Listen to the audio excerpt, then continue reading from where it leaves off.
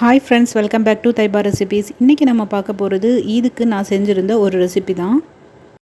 இந்த ரெசிபி நான் maximum share பண்ண வேண்டாம் அப்படின்னு நினச்சிருந்தேன். ஏன்னா அன்ஹெல்த்தி. பட் எவ்வளோ தான் அன்ஹெல்த்தின்னு சொன்னாலும் நம்ம இதை ஸ்கிப் பண்ணவே முடியாது. அந்த அளவுக்கு எல்லாருக்குமே பிடிச்ச ஒரு ரெசிபி. ஹோட்டலில் இருந்து வாங்கி கொடுக்கறதுக்கு பதிலாக வீட்லேயே செஞ்சோன்னா எல்லோரும் என்ஜாய் பண்ணி சாப்பிடுவாங்க. ஸோ இந்த ரெசிபி எப்படி செய்கிறதுன்னு பார்க்கலாம். ஒரு பாத்திரம் எடுத்து 1/2 கப் மில்க் ஊற்றிடுங்க. அதுலேயே 3 டேபிள் ஸ்பூன் தயிரையும் போட்டுக்கோங்க. 2 முட்டையை உடச்சி சேர்த்துடலாம். பேக்கிங் சோடா, அதாவது ஆப்ப soda 1/2 teaspoon, sugar 1 table spoon salt போட்டுடலாம். ஃபோர்க் இல்லைனா விஸ்க் எடுத்து நல்லா மிக்ஸ் பண்ணிடுங்க. ஃபஸ்ட்டு முட்டையை உடச்சி ஊற்றி நல்லா மிக்ஸ் பண்ணதுக்கப்புறம் மற்ற இன்க்ரீடியன்ஸான பால், தயிர் அது லாஸ்ட்டில் சேர்த்தோன்னா கொஞ்சம் ஈஸியாக நம்ம மிக்ஸ் பண்ண முடியும். சுகரும் சால்ட்டும் கிறிஸ்டல்ஸ் இல்லாமல் நல்லா கரைஞ்சிருக்கணும். இந்த மிக்சரில் 3/4 லிட்டர் தண்ணி சேர்த்துடலாம். நான் எவ்வளோ மைதா எடுத்திருக்கேன்னு பார்த்தீங்கன்னா 1.5 கிலோ மைதா. 1.5 கிலோ மைதாவுக்கு நம்ம எடுத்த இந்த மெஷர்மெண்ட் தண்ணி கரெக்டாக இருக்கும். ஃபஸ்ட்டு மாவில் கையை போட்டு பிசையாமல் ஸ்பூன் வச்சு மிக்ஸ் பண்ணிடலாம். எல்லா தண்ணியுமே முதல்ல எடுத்து ஊற்றிடாமல் கொஞ்சம் கொஞ்சமாக தண்ணி விட்டு மிக்ஸ் பண்ணோன்னா மிக்ஸ் பண்ணுறதும் ஈஸி. இன்னும் இந்த சேனலை சப்ஸ்கிரைப் பண்ணாமல் பார்க்குறீங்கன்னா சப்ஸ்கிரைப் பண்ணிவிடுங்க. இப்போ பார்த்தோன்னா மாவில் தண்ணி எல்லாமே சேர்ந்துருச்சு. இந்த டைமில் நம்ம ஸ்பூனை எடுத்து வச்சுட்டு கையாலே பிசைஞ்சிக்கலாம். 2 டேபிள் ஸ்பூன் கோகோனட் ஆயில் சேர்த்து பிசைஞ்சிக்கிறேன். நெய் பிடிக்கும்னா ஒரு 2 டேபிள் ஸ்பூன் நெய்யும் சேர்த்துக்கலாம். இல்லை சன்ஃப்ளவர் ஆயில் இருந்துச்சுன்னா சன்ஃப்ளவர் ஆயில் போட்டாலும் பரவாயில்லை. ஓரளவு மிக்ஸ் ஆனதுக்கப்புறம் கொஞ்சமாக எண்ணெய் விட்டுக்கிறேன். எண்ணெய் விட்டு திரும்பவும் பிசைஞ்சு எடுத்துக்கலாம். கவுண்டர் டாப்பில் நல்லா தண்ணி விட்டு நல்லா க்ளீன் பண்ணி தொடச்சிட்டு அப்புறமா கவுண்டர் டாப்பில் போட்டும் நம்ம பிசைஞ்சு எடுத்துக்கலாம். இப்போ நம்மளோட மாவு பார்த்திங்கன்னா ஓரளவு பால் மாதிரி ரெடி ஆகிடுச்சு. லாஸ்ட்டாக நம்ம ஊற்றின எண்ணெயும் திரும்ப ஃபுல்லாக மிக்ஸ் ஆகி நல்லா வரணும். குறைஞ்சது ஒரு 20 நிமிஷத்துலேருந்து 30 நிமிஷமாவது பிசைஞ்சு எடுத்தோன்னா தான் பரோட்டா மாவு சாஃப்டாக இருக்கும். நல்லா ஹைட்டாக தூக்கிட்டு ஒரு 4-5 டைம்ஸ் போட்டு எடுத்தோன்னா மாவு நல்லா சாஃப்டாயிரும். இன்னும் கொஞ்சம் எண்ணெய் விட்டு எல்லா சைடும் கவர் பண்ணி தேய்ச்சி விட்டுக்கலாம். இது எதுக்கு பண்ணுறோன்னா மாவு புளிக்க வைக்கும்போது மாவு ட்ரை ஆகாமல் இருக்கிறதுக்கு வேண்டி எண்ணெய் விட்டு அந்த மாதிரி பெரட்டி வைப்பாங்க. ஒரு மஸ்லின் கிளாத் எடுத்து நல்லா வாஷ் பண்ணிவிட்டு தண்ணியெல்லாம் பிழிஞ்சு விட்டுட்டு அப்புறம் ஃபுல்லாக கவர் ஆகுறது மாதிரி கவர் பண்ணி வச்சுக்கோங்க. இந்த மாதிரி ஈர துணியில் மூடும்போது மாவு கிராக் ஆகாமல் ட்ரை ஆகாமல் சாஃப்டாக இருக்கும். 4 to 5 ஹவர்ஸுக்கு அப்புறம் பால்ஸ் எல்லாம் ரெடி பண்ணி எடுத்துக்கலாம். இந்த மாதிரி செஞ்சு வச்ச எல்லா பால்ஸையும் துணியிலேயே கவர் பண்ணி மூடி வச்சுக்கோங்க. அப்படி வைக்கும்போது ட்ரை ஆகாமல் இருக்கும்.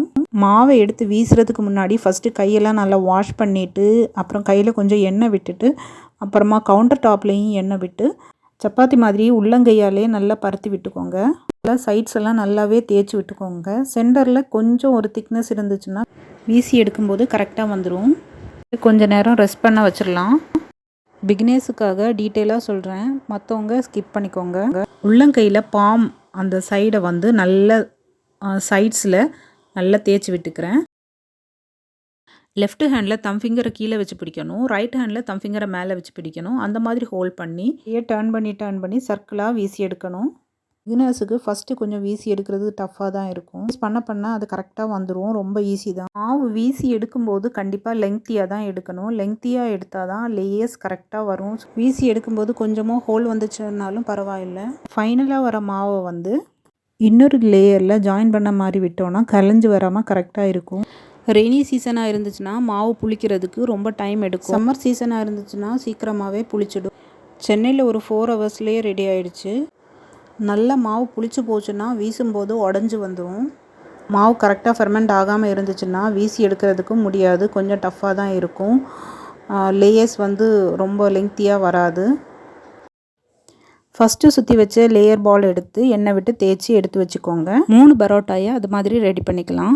ஒரு தோசைக்கல்லை நல்லா ஹீட் பண்ணி கொஞ்சம் ஆயில் விட்டுட்டு பரோட்டாவை ஒன்றா எடுத்து போட்டுடலாம். கோகோனட் ஆயில் யூஸ் பண்ணுறவங்கன்னா கண்டிப்பாக கோகோனட் ஆயிலே சுட்டு எடுத்துக்கோங்க. இல்லைன்னா சன்ஃப்ளவர் ஆயில் கூட யூஸ் பண்ணிக்கலாம். ஒரு சைடு குக் ஆனதுக்கப்புறம் கொஞ்சம் எண்ணெய் விட்டு திருப்பி போட்டுக்கலாம். எல்லா இடமுமே தீ படுற மாதிரி சுற்றி எடுத்தோன்னா நம்மளோட பரோட்டா ரெடி ஆகிடும். இந்த மாதிரி டர்ன் பண்ணி விட்டுக்கோங்க. இந்த மாதிரி சுற்றி விட்டால் தான் ஈவனாக எல்லா இடமும் குக் ஆகும். ஒரு 4 டைம்ஸ் திருப்பி போட்டுக்கணும்.